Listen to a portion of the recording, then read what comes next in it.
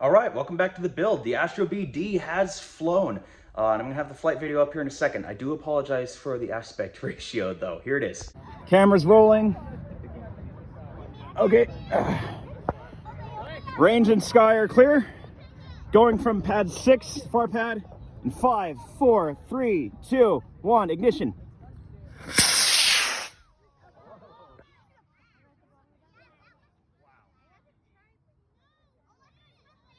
Oh no. Oh, there it goes. Nice. Oh my God, it did a SpaceX landing right on the fins. I gotta tell you, that shoot delay made me nervous for a second, but it worked. It's still smoking.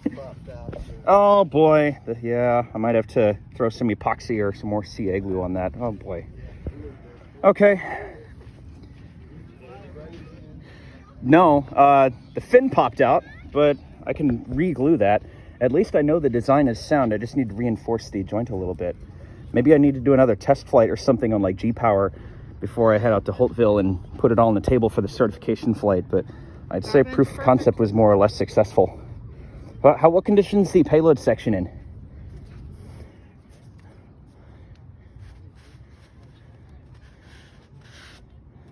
Looks fine, just a little dirty from the impact. Yeah, it was perfect. There was no, the nose wasn't even loose at all. My goodness. Okay, wow, that was an exciting flight.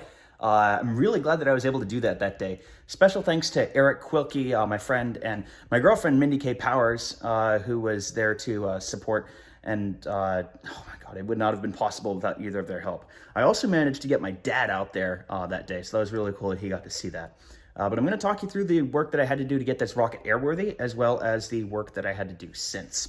So what happened is, basically after I shot that last video, I went over to my friend's house so I could show him how the fins and motor mount were installed. And so the first instruction I gave was take the tape off the fins, and he did that, but then he also lifted up one of these decals. That was just my mistake in instructions, so I had to go back in and fix that. And it turned out that the fin that I had to do that on turned out better than all the rest. And I think it's this one here, actually. You'll notice that there's fewer bubbles under the wrap, and it's just a neater looking job all around. But we got 3 of the fins and the motor mount snapped in that day. I just had to fix the decal on that 4th one, give it a little bit of repainting. And as soon as that was in, as soon as the 3 fins were in, we also did the recovery parachutes and the shock cord, which are stowed inside the airframe at this time. I think it's a 22-inch chute in the front and like a 30-inch chute in the booster. The 30-inch chute, as you saw, turned out to be a little bit inadequate, so I'm going to be replacing that with like a 36-incher. This is the motor that it flew on, not this precise one. It was the other one in the pack. It's an AeroTech F67-4 motor. The 67 is the average thrust figure, and that means that it produced about 15 pounds of average thrust because it's measured in newtons, a metric unit. So after I, concluded the test flight and brought the thing home, I just glued and snapped the fin that came off back in place. And tonight I got to work on the scale details together with Mindy. And so what we did was actually, over the last month, I had managed to get these rail guides painted gold. So that is the final color. And tonight we glued those in place. We also got started on a little bit of the decal work with, this line of screws here, as well as an antenna shoe here. There's another one on the side. So yeah, those are all scale details and cosmetic, and I like them because the rocket tends to pick up a little dirt and scuffs from handling, and having a few details kind of takes the eye away from that. Future plans.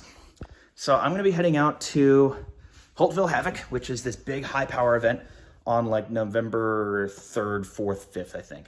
And I'm going to do another flight on F-Power now that I've got that fin reinstalled. I've got a new chute on the way. I'm going to do a test flight, I think, on G-Power and maybe another one for good measure. And my goal is to certify on an AeroTech H115 motor. That'll take this rocket to about 2,000 feet or so. Stay tuned. I will make sure to get you flight videos and all kinds of other goodies that go with that. Thanks for checking in.